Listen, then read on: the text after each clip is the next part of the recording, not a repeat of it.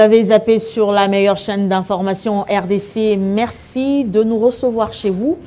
Il est 18h à Kinshasa, c'est l'heure du grand magazine Kinshasa Direct sur votre chaîne. Au menu ce soir, nous allons parler politique et sécurité avec deux invités. Ils sont acteurs et analystes politiques, Koudoura Kassongo et Oscar Moubiaï. Mais bien avant, place aux grandes lignes de l'actualité avec Damaris Kaimbe. Damaris, bonsoir.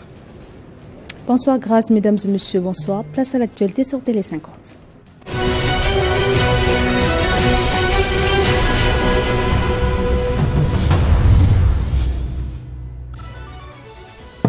Félix Tshisekedi s'est rendu à Luanda pour une rencontre avec son homologue angolais Joao Lourenço en pleine détérioration de la situation dans l'est de la RDC.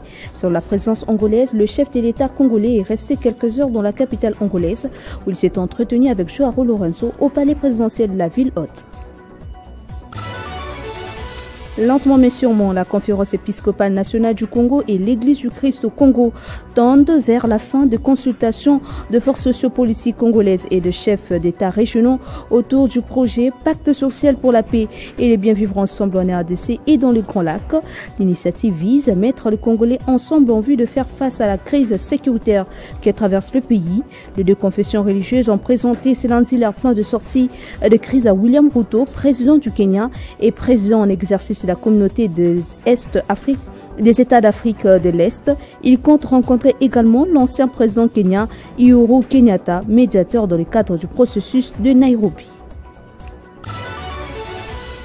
Et pour la disparition du journaliste Apo Ipon, dont les obsèques ont eu lieu ce mardi à l'enceinte de l'hôpital du Centenaire, les derniers hommages lui sont rendus avec l'inhumation prévue à la nécropole 1.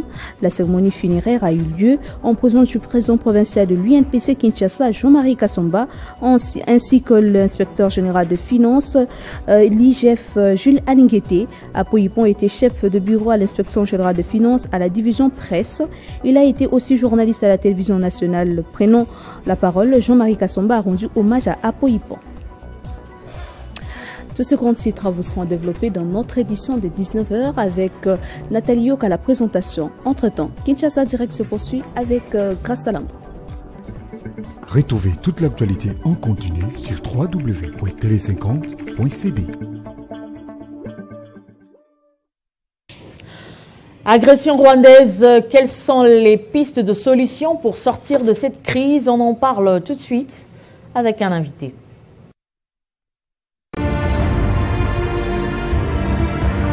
Nous sommes une promesse et un défi. Nous sommes une perspective congolaise sur l'Afrique et le monde. Nous sommes une vision moderne et modèle de l'information. Nous sommes un média indépendant et une rédaction professionnelle totalement vouée à l'essor de la RDC.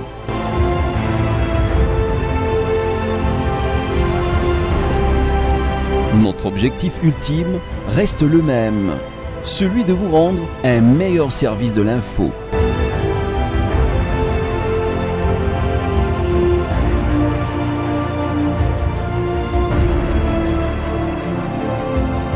Nous sommes Télé 50.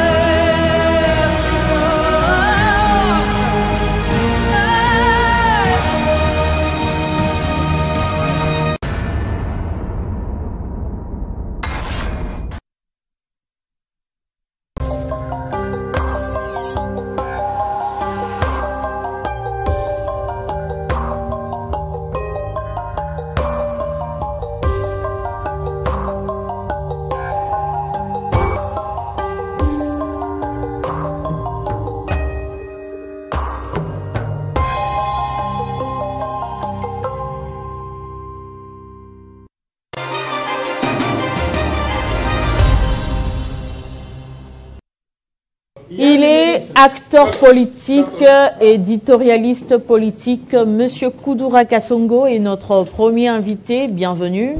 Merci beaucoup, madame. Bonsoir. Bonsoir.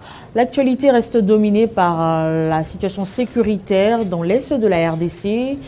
Quelle lecture faites-vous aujourd'hui de la situation actuelle en République démocratique du Congo?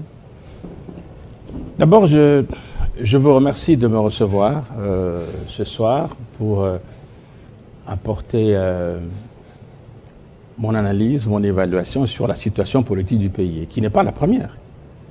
Notre pays a connu des difficultés au lendemain de son indépendance. En 1964, par exemple, lorsque le président Kassavubu avait révoqué le Premier ministre Lumumba, on était tombé dans une crise politique. Et les moulélistes avaient résisté et ils ont occupé les 3/4 du territoire national. Il y avait donc une crise aiguë qui a menacé la cohésion nationale. Il y avait une crise aiguë qui a menacé l'intégrité territoriale. On avait la République populaire du Congo, à Brazzaville. On avait aussi la République populaire du Kivu. On avait l'État du Katanga, le 14 juillet 1960. On avait aussi le Sud Kasaï, le 14 août 1960. Mais le président Mobutu a eu l'opportunité de le réunifier avec d'autres partenaires de l'époque. Ensuite, pour la ville de Bukavu, par exemple, il y a eu encore, parce que les mouvements rebelles ont été dans l'ensemble du territoire national, dans tout l'Est, avec Christophe Ngbenye dans la province orientale, avec Somialo Gaston dans le Kivu, Pierre Moulélé dans le Bandundu, le maquis de Bandundu. Voilà. Mais le Kivu s'est relevé. Il y avait le capitaine, le colonel Moulamba, qui a pris les choses en main, qui a pu libérer la ville de Bukavu des griffes des rebelles. Et puis en 67, il y avait l'adjudant Maélé et puis les majors Poto qui ont pu effectivement débouter Jean Scram, qui était à la solde de la Belgique. Donc, les problèmes auxquels nous sommes confrontés, ce sont des problèmes auxquels nous avons été confrontés dès le début de l'indépendance du pays. Mais moi, je ne désespère pas. Je pense qu'il y a moyen de faire une solution, mais il faut quand même que la classe politique assume les responsabilités qui sont siennes. La classe politique congolaise. La classe politique congolaise, parce que dans ces responsabilités, on ne peut se baser que sur la Constitution. Et tout de suite, le président Félix, qui a été élu, avait des difficultés, mais on aurait pu avoir suffisamment d'informations sur les difficultés de cohabitation entre l'FCC et les CAH. L'accord a été très vite résilié. Je pense qu'à mon avis, on ne pourrait pas le faire ainsi. On aurait pu d'abord passer à la cohabitation, et puis la Constitution prévoit la dissolution de l'Assemblée nationale. Alors, on venait des élections, on ne pouvait pas tout de suite procéder à la dissolution de l'Assemblée nationale parce que la Constitution prévoit seulement une fois dans le mandat. Donc on aurait pu avoir des entretiens avec, ou des liens avec le partenaire. Ça n'a pas été le cas. Les gens qui sont toujours, c'est les grandes difficultés du pouvoir. Il y a toujours la confrontation. Vous avez parlé de la classe politique. La classe politique qui est silencieuse aujourd'hui. Qui est silencieuse aujourd'hui, voilà, encore une fois. Elle est silencieuse aujourd'hui. On peut se poser beaucoup de questions. Pourquoi elle est silencieuse? Parce que cette classe politique, elle n'est pas fidèle. C'est comme la femme infidèle qui va dans une autre relation, quittant une ancienne relation, alors il se pose un problème de fidélité entre l'ancienne et la seconde. On peut parler d'infidélité et d'hypocrisie au sein de la classe politique congolaise. Et la classe politique, parce que maintenant, par exemple, on le voit très bien, le président a été très isolé sur le plan interne. Je ne vois pas des gens je ne vois pas, moi j'observe, je ne vois pas les gens qui viennent, comme on dit au tennis, qui montent au filet pour défendre ce que disait comme étant leur idée. Bien. Alors, je prends quelques exemples. C'est l'article 112 et 119 assez rapidement. Et ce que je n'ai pas compris, et je peux me référer à des cas qu'on a eu aussi, aussitôt après, on a eu des difficultés avec le 1+4 sous le président Joseph Kabila, n'est-ce pas? Il y avait un 1+4, au terme duquel on est allé aux élections. Et ce n'était pas facile la cohabitation avec quatre vice-présidents, dont 3, ils sont issus, 2 de l'opposition militaire, armée si vous voulez, l'autre est politique. Et l'autre vice-primature était gardée par quelqu'un qui était de la mouvance gouvernementale. Mais on a pu quand même, encore une fois, on a pu rassembler l'espace qui était sous RCD, l'espace qui était sous MLC et l'espace qui était gardé du côté du gouvernement. Cette crise a duré et on est passé aux élections. Mais aujourd'hui, comment vous analysez la situation actuelle en RDC? Il faut d'abord, moi, ce que je ne comprends pas, parce que dans l'article, dans la Constitution, par exemple, il faut que j'explique un peu comment ça fonctionne le gouvernement. Moi, j'ai l'avantage d'avoir été au gouvernement, j'ai l'avantage d'avoir été à l'Assemblée nationale, j'ai l'avantage d'avoir fait 2 cabinets du président de la République, c'est un fait rare, et donc je comprends plus ou moins comment l'État fonctionne, et je ne comprends comment on a eu des difficultés de fonctionnement. Je prends par exemple l'article 79 de la Constitution. L'article 79 de la Constitution dit que le président de la République convoque la réunion du Conseil des ministres et la préside. Comment ça se passe? Le gouvernement a un secrétaire du gouvernement qui prend les dossiers du gouvernement, donc qui sont remis par les ministres qui vont assister aux réunions du Conseil. Et puis, un autre exemplaire des dossiers, le double si vous voulez, va aussi chez les premiers ministres. Donc, le président ou le cabinet du président de la République a les dossiers. Vous voyez ce que je veux dire? Ouais. Le cabinet a les dossiers, et le cabinet du président de la République, et le cabinet du premier ministre. Donc, le président de la République, une fois qu'il a convoqué, il a les dossiers avec lui. Donc, le cabinet, ce n'est pas le président qui va éplucher tous les dossiers, mais il y a quand même un cabinet qui lit pour lui, et après lecture, qu'il fait les propositions dans le cadre de la réunion qui sera convoquée en Conseil des ministres, avec débat et délibération. Et le président, il a la note. Il a la note qu'on appelle la communication du président de la République. Puis, qui sera suivie par les autres points inscrits à l'ordre du jour. Et donc, le président, de ce point de vue-là, il est au fait des événements. Il est au fait des dossiers. Et c'est là que je me pose des questions. Juste souhaiter que le président Félix nous dise qu'est-ce qui n'a pas marché pour que nous comprenions par la suite, parce qu'il y a un problème de fonctionnement des institutions, je n'en sais rien. Mais si nous prenons le cas de 1+4, il y a un ministre, par exemple, Olenganko, qui avait été suspendu, il était ministre des Transports, il a manqué du respect. On peut dire aujourd'hui, il avait manqué du respect. Chacun a sa part de responsabilité. Oui, bien sûr. Le gouvernement, le Parlement, voilà. Alors il y a la faillite, il y a en fait la faillite de l'État, si vous voulez. Ça, je dis les choses telles que je le pense, telles que je le vois, telles que les Congolais le disent, le pensent. Moi, je circule dans la ville de Kinshasa. Ça ne me dérange pas. Tout à l'heure, je suis venu en moto, j'ai abandonné les véhicules. Impossible de circuler dans la ville de Kinshasa. Je parle au motard, je vous assure, je parle au motard. Qu'est-ce que vous en pensez? Je ne mets jamais dans le point de vue. Ce matin, j'ai pris un bus public pourri, mais je le prends quand même. Je parle, je pose la question aux Congolais. Qu'est-ce que vous pensez du pays? Qui est responsable? Et je vous dis, province confondue, ethnie confondue. Vous avez parlé de l'infidélité, de l'hypocrisie de la classe politique. Vous la voyez, l'hypocrisie. Mais que dire de la communauté internationale? On s'en fout de la communauté internationale. On s'en fout. C'est elle qui tire quand même on s'en fout de la communauté internationale. La communauté internationale, c'est comme les voisins, c'est comme la belle famille. Vous êtes en couple, il y a la belle famille. On s'en fout. C'est nous qui devons être responsables. Je vais vous donner des exemples. Nous avons à l'Assemblée nationale, et là je fais un reproche au président Vital Kamerhe.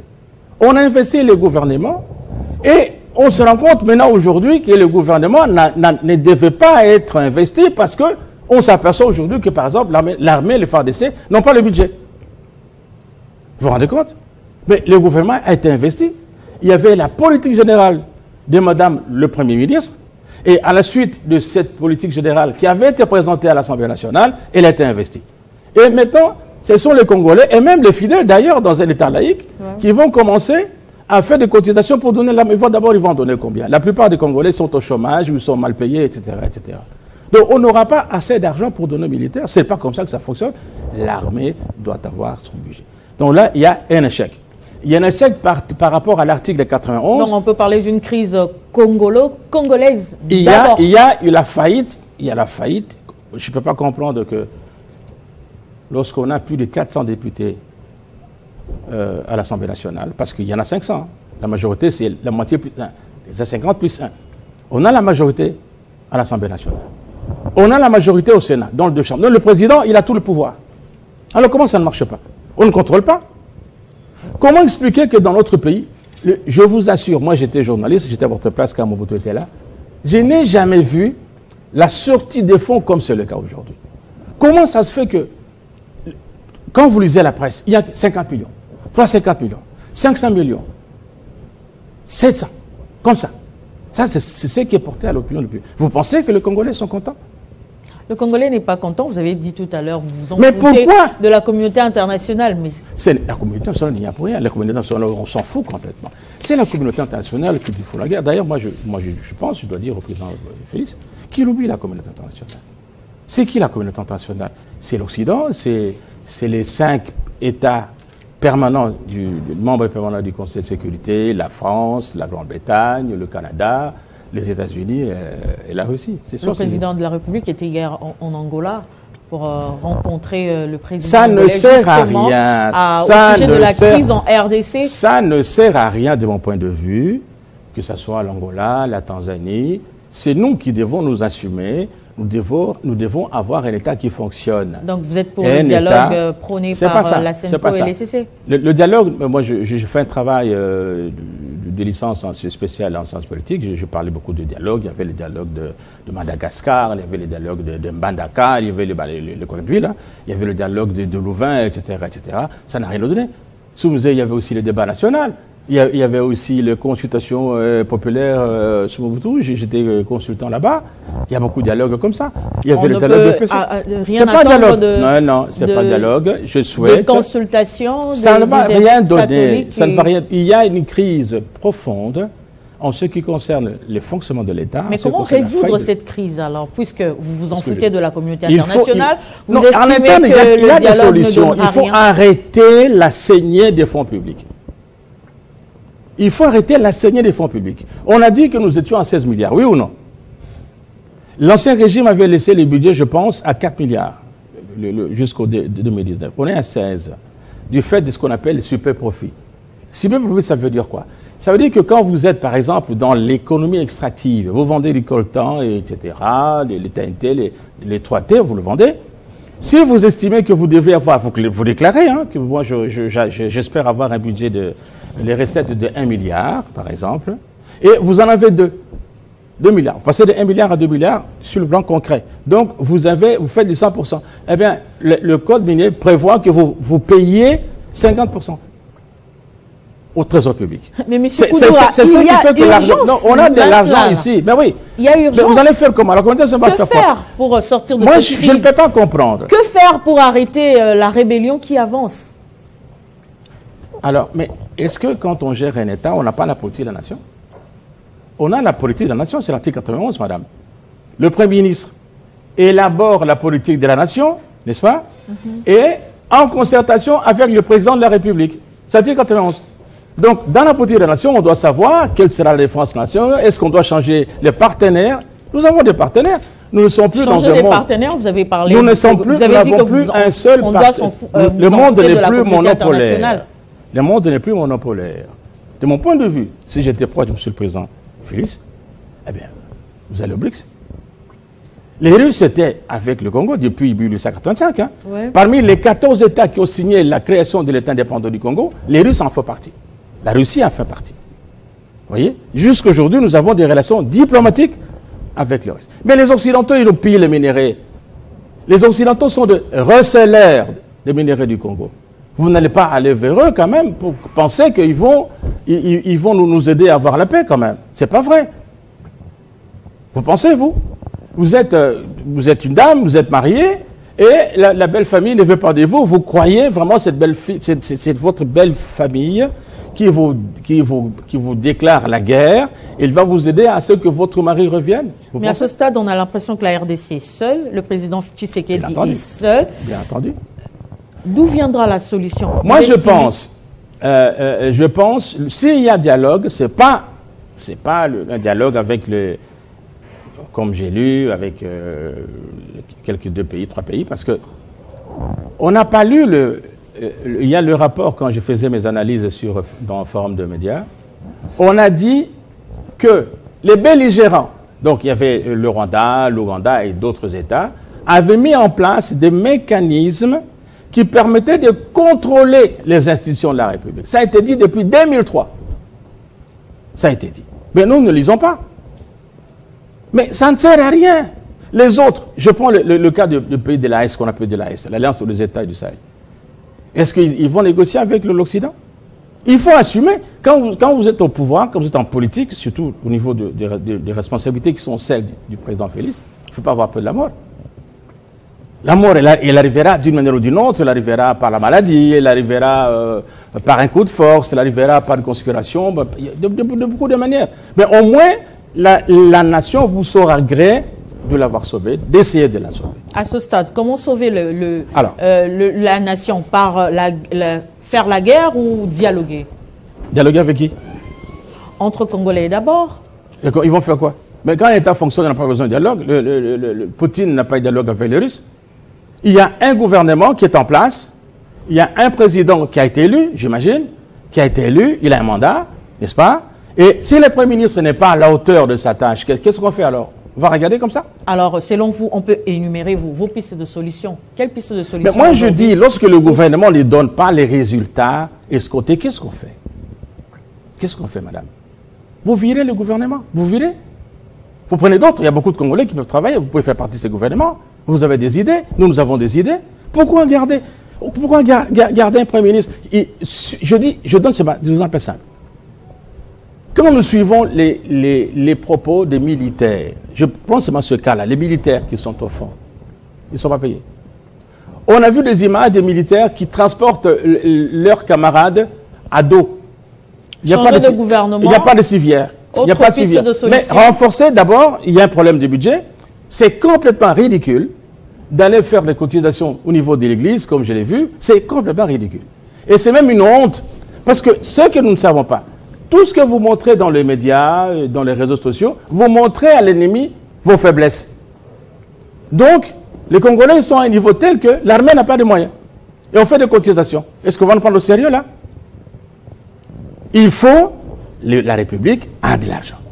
Il faut prendre cet argent. Changer de gouvernement, donner. Il faut l'argent il faut d'abord diminuer, prendre ce qui est possible. Il y a de l'argent. Donner de l'argent à l'armée. Donner l'argent à l'armée, virer les députés, il faut les virer, les sénateurs, il faut les virer, et récupérer l'argent. Ça sert à quoi? Madame, ça sert à quoi? On est en guerre. Mais là, vous êtes intransigeant carrément. Mais madame, c'est le bon sens. C'est le bon sens. Il y a des dépenses à un moment donné, même chez vous à la maison, il y a des dépenses. Nous, les hommes, même des hommes infidèles, à un moment donné, quand la situation économique ne convient plus, il y a des foyers qui sont fermés. Vous le savez, il y a des bureaux qui sont fermés, non? Il y a le mari qui ne vient plus, qui ne veut plus chez la maîtresse parce que l'argent ne suit plus. Oui ou non? Alors, le Parlement, ça sert à quoi? Dites-moi. Maintenant là, le Parlement, ça sert à quoi? Il faut restreindre le fonctionnement les dépenses de l'État, restreindre, virer le Parlement, c'est-à-dire le Sénat et l'Assemblée nationale. Il a l'argent dégagé, madame. Vous imaginez, on paye combien? Je ne sais pas, entre 20 000 et 30 000 dollars par mois. Ils sont à 500. Et au Sénat, il y en a 108. Vous récupérez le voyage du président de la République. Je pense qu'il faudrait restreindre le voyage. Parce que le président de la République a le pouvoir, heureusement, de nommer les ambassadeurs plénipotentiaires. Et dans les lettres qu'on donne aux ambassadeurs... Par exemple, les voyages que le chef de l'État fait en ce moment, ce sont des voyages où il a besoin de soutien, il doit se déplacer quand même. Vous n'allez pas lui interdire ça, je vous dis, j'ai fait 2 cabinets. J'ai fait 2 cabinets. J'ai travaillé dans le cabinet du président Joseph Kabila, comme porte-parole, DIRCOM, conseiller, tout ce que vous voulez. J'ai travaillé dans le cabinet du président Mobutu comme conseiller diplomatique. Et quand vous êtes conseiller diplomatique, vous avez des prérequis de la sécurité. Des prérequis. Donc, nous maîtrisons le fonctionnement interne, secret de l'État et des États. Comment les États fonctionnent. Vous ne pouvez pas être conseiller diplomatique comme je l'ai fait, n'est-ce pas, du président de la République Mobutu, non apparent, Et vous ne maîtrisez pas ce genre de choses. On n'a pas besoin de voyage. Parce que le président, d'abord, pour commencer, il a un cabinet avec les ambassadeurs itinérants, les chargés de mission, les envoyés spéciaux. Il y en a, oui ou non? Ça va diminuer déjà les dépenses. Ensuite, les ambassadeurs. Pourquoi venons les ambassadeurs? Parce que les ambassadeurs, qu'est-ce qu'on dit dans l'aide de créance? Croyez-le en tout ce qu'ils vous diront en mon nom. C'est écrit dans l'aide de créance. Si vous n'avez pas confiance en un ambassadeur, pourquoi l'envoyez-vous alors? Les ambassadeurs sont les confidents. Et je peux vous dire que sous Mobutu, les 9 ambassadeurs, ce n'est pas un secret d'État que je dévoile, les 9 ambassadeurs, selon la doctrine Ngwanda, ils venaient tous de la présidence. Tous, ils arrivaient de la présidence, dans le 9 pays frontaliers, parce que Ngwanda estimait que le danger ne peut venir que des pays voisins. Et donc, nous étions très regardants sur les ambassadeurs dans les pays frontaliers. Et il avait raison. Il avait raison. C'est comme ça l'ambassadeur Atundu était au Rwanda. Il y en a d'autres, il y avait le directeur de cabinet de M. Mokolo qui était à Bujumbura, etc., etc. Ils sont nombreux comme ça. On avait Liende qui était au Congo-Brazza, on avait Mbouze qui était en Israël, etc. Je ne veux pas révéler tout le secret d'État ici. Vous voyez? Le Rwanda, le pays voisin, le Rwanda qui nous agresse en ce moment, quelle attitude adopter face à ce pays aujourd'hui? Moi, je suis triste. Je suis triste. Puisque ce pays est condamné timidement par la communauté internationale, par l'Union africaine. On s'en fout de la communauté internationale, madame. Si vous regardez, j'ai des prérequis qui m'imposent la force dans la gestion de l'État. Moi, c'est de la culture de ça ne marche pas, vous y envoyez les unités spéciales, vous y envoyez les troupes spéciales. C'est comme ça que nous raisonnons. Ce n'est pas la diplomatie. Moi, je suis de l'école de Poutine. Et vous voulez qu'on aille vers la Russie? Mais ça se prépare, Mais vous allez faire comment? Parce que la Russie, d'abord, nous n'avons pas des liens des vassaux. Des liens des vassaux avec les Russes, il n'y en a pas. Alors, qu'est-ce qu'on peut attendre de la Russie aujourd'hui si Est-ce que vous avez fait la demande?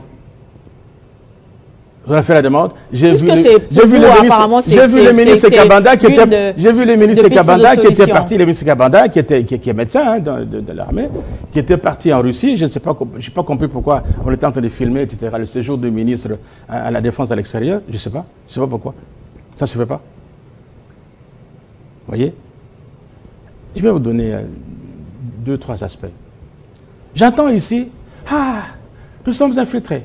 Il n'y a que ça. Nous sommes infiltrés. Il y a des traîtres, madame.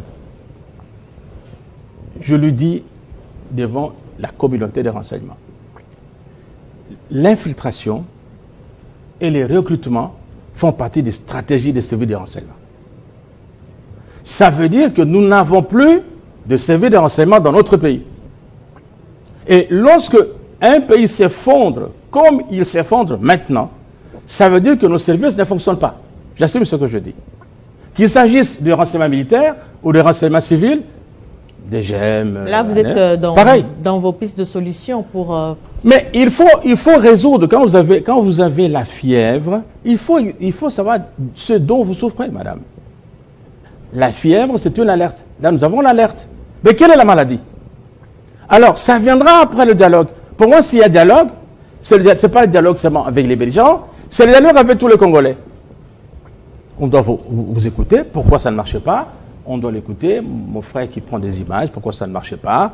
On doit écouter la maman de Kingabwa, on doit écouter la maman qui vend le chou, on doit écouter les chômeurs, pourquoi ça ne marche pas. Est-ce que c'est les institutions qui posent problème? Un dialogue qui est rejeté carrément par l'UNES. Non, il faut savoir. Est-ce que, par exemple, je vais vous donner un exemple. Je ne suis pas sûr que, tel que ça fonctionne dans mon pays, que les finances publiques, en ce qui concerne l'institution président de la République, qu'on ne puisse pas être à même de contrôler les dépenses. Ce n'est pas normal. Si une institution ne peut plus être contrôlée, il y a un problème de démocratie. Si l'Assemblée nationale, on ne peut pas contrôler, il y a un problème de démocratie. Le Sénat, pareil. On doit être à mesure de contrôler et même de limiter les dépenses. Quand on dit par exemple que nous allons faire la démocratie la diplomatie parlementaire, à ma connaissance, moi je fais les Sciences Po, madame. Je fais les Sciences Po, je fais. On va terminer. Je ne crois pas qu'il y ait une diplomatie parlementaire. Il n'y en a pas. Vous voyez? Ce sont les dépenses inutiles. Il y a des voyages au Canada. Qu'est-ce que ça donne? Rien. Il y a des voyages au Vietnam. Qu'est-ce que ça donne? Rien. L'argent qu'on donne, la mission, que ce soit sous Mobutu. Nous, moi, j'avais $500 par mois comme député. Les émoluments. $500. C'est ce qui était prévu dans le cadre de l'institut de l'Union parlementaire, mon Dieu, quelque chose comme ça. L'Union internationale parlementaire, UEP. Le minimum qu'on donne sous Mobutu. Et pour chuter, les autres pistes de solutions, selon vous, pour sortir de cette crise définitivement, carrément? Madame, moi, je commence, le Parlement ne sert à rien. Parce que le Parlement devait contrôler ce qui nous arrive, ça veut dire que le contrôle l'avait. Madame, si vous avez une entreprise chez vous, par exemple ici, je connais les professionnalismes de Jean-Marie Cavada, je connais les vôtres aussi. Mais si on a des images qui ne sont pas claires, on continue à avoir les images qui ne sont pas claires, il y a un problème quand même au niveau des caméras.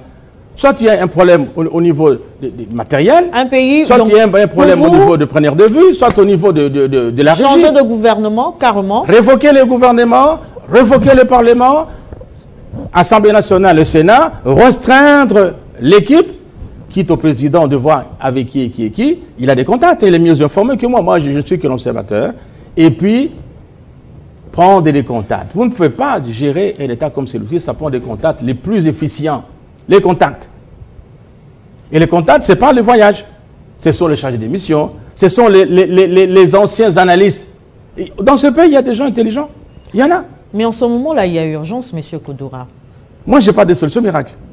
Vous n'avez pas de solution miracle? Je n'ai pas de solution miracle. Moi, je dis, lorsque vous avez une équipe, madame, prenons le gouvernement, les institutions comme étant une équipe de football ou une équipe de basket.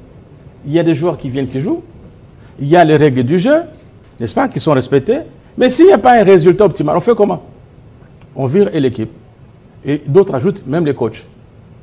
Alors on fait comment? On fait comment? Parce que nous avons l'habitude d'avoir des institutions sans résultat. Il n'y a qu'ici qu'on voit ça. Une équipe au pouvoir, madame, on doit avoir les résultats. Et il y a des problèmes que nous devons examiner. Par exemple, dans notre démocratie, on ne prend que les gens qui sont dans les partis politiques. Ce n'est pas normal. On ne prend que les gens qui ont adhéré à tel regroupement politique. Ce n'est pas normal. Il faudrait qu'on mette la personne qu'il faut à la place qu'il faut. Exactement. On mépris de la méritocratie. Vous prenez un gouverneur, par exemple, de la ville. Moi, je n'ai rien, je ne le connais même pas.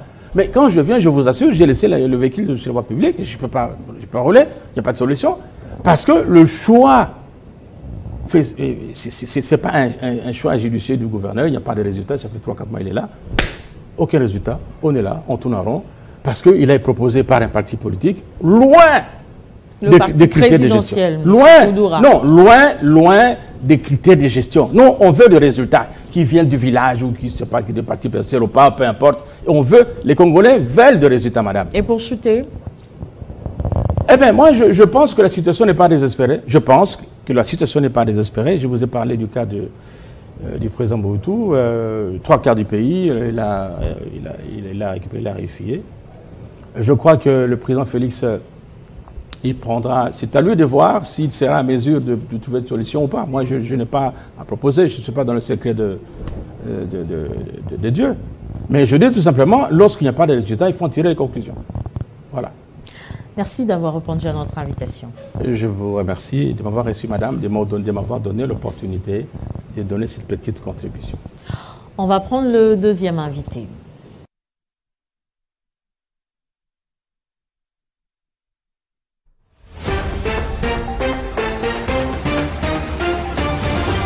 Parce que nous vous aimons, nous vous donnons le meilleur de nous-mêmes. Les infos. La construction de ce centre a permis la réalité pour le président Tshisekedi. Les exclusivités. Je dois me marier. Ah oui? C'est une obligation, oui. Ils sont enregistrés, hein, cette émission. Surtout oui. cette partie-ci, on va couper. Il n'est pas trop attaché à la tribu. On dit qu'il a nommé trop de cassettes. Parce que nous vous aimons, nous vous donnons le meilleur de nous-mêmes. Les débats républicains. Comment contrer le Congo? Non mais il faut... Alors vous n'avez pas dit, c'est cette loi-là? Les reportages choc. Ceci s'appelle lithium. Les magazines.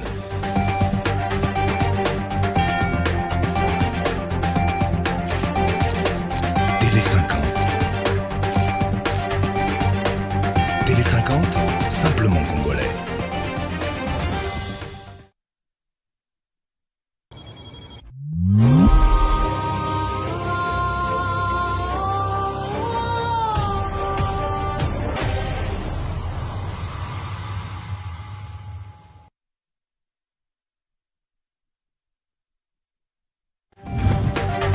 Ça, c'est Télé 50 de l'information.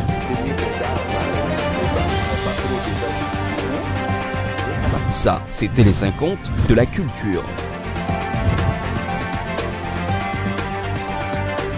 Ça, c'est Télé 50 de la politique. Ça, c'est Télé 50 des débats. Oui, ça fait débat. Vous ne connaissez pas le processus électoral. S'il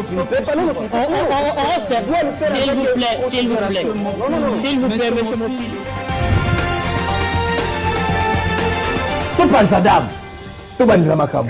C'est comme ça en langue noire. C'est pas possible. Toujours avec une touche particulière, c'est ça, Télé 50.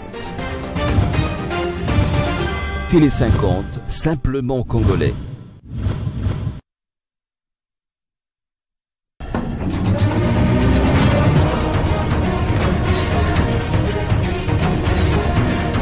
Tele 50 kioo cha bara la Afrika na cha dunia. Katika Jamhuri ya Kidemokrasia ya Kongo, Tele 50 inasimama na kutetea maadili na utajiri wa bara la Afrika.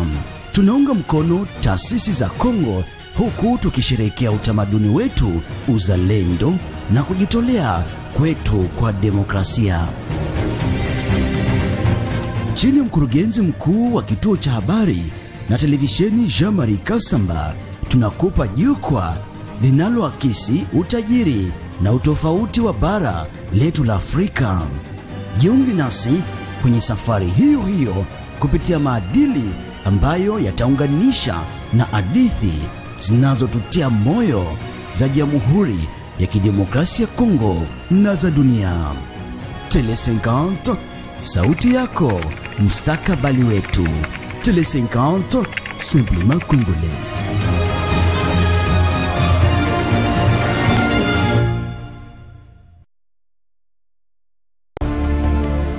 Le monde change. Les temps paraissent incertains. Ce que l'on entend est souvent différent de ce que l'on voit. Alors, nous recherchons la vérité. Quand on ne rencontre qu'une partie de l'histoire, nous perdons confiance. À temps des crises, nos rêves, nos espoirs et nos souhaits d'un avenir meilleur dépendent d'une presse libre. Sur Télé 50, nous vous importons les nouvelles que les gens prennent les risques de voir. Nous connectons le monde et l'unissons à la vérité. Télé 50, c'est l'actualité dans la totalité.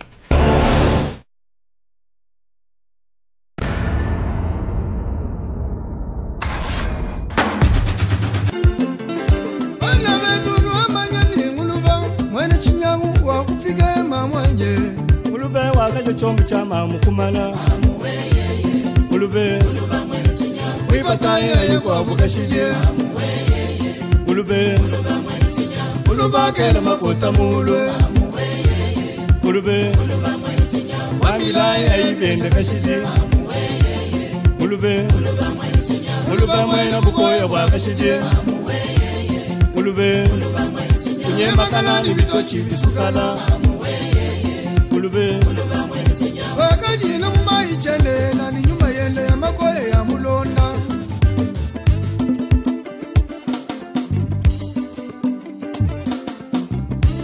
Tushasha bonsu kangulu babana betu Hey Ujuju kutukanyi Nujilekela Chini nsebela nyingu talongombo Chini nsebela nyingu talongombo Chini nsebela diogo kawuchila Asipiri serike mwasuma Chini nsebela shilber mwamba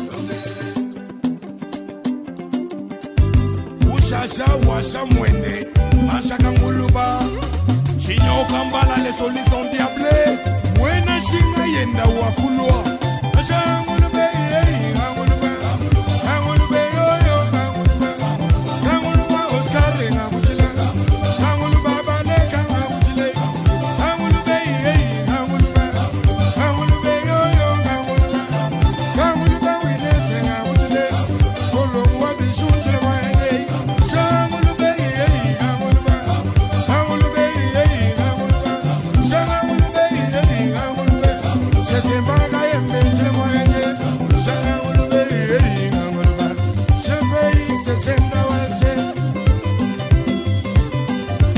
Fondation Lofombo, Kadima Champs-Élysées, Montuka Nobuele Jito, Papa Dieudonné Kanyama, Baendo Anda Elusema. Angulubei, Anguluba, Angulubei, Angulubei, Angulubei, Shamsha Anguluba, Angulubei, Hotel MP Mukenji Wabinfumu, Tulu Toansongo, Wamanya, Ulugubuela, Wamanya, Ulugubuela, Wamanya, Ulugubuela, Kadembaya, Ulugubuela.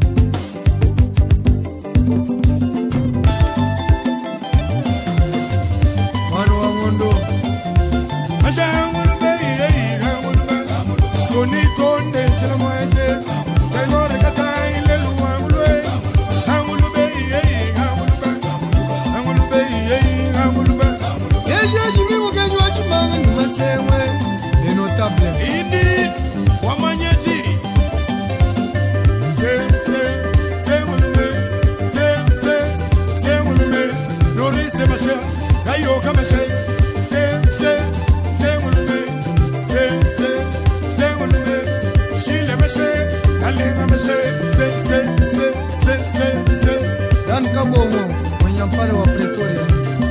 Promoteur Philippe Lojiba, Wambosho Nevaris Lukalula, Tatene wa Jamba Michel. Sengulume, Sengulume, Choka Gabe, Nele, Chilemoete, Mamile, la Wetua.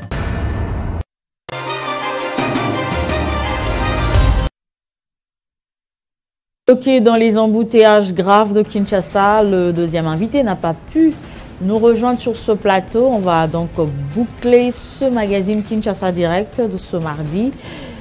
Ne quittez pas vos sièges. Tout à l'heure, vous allez suivre la grande édition du journal avec Nathalie Yoko. À très vite.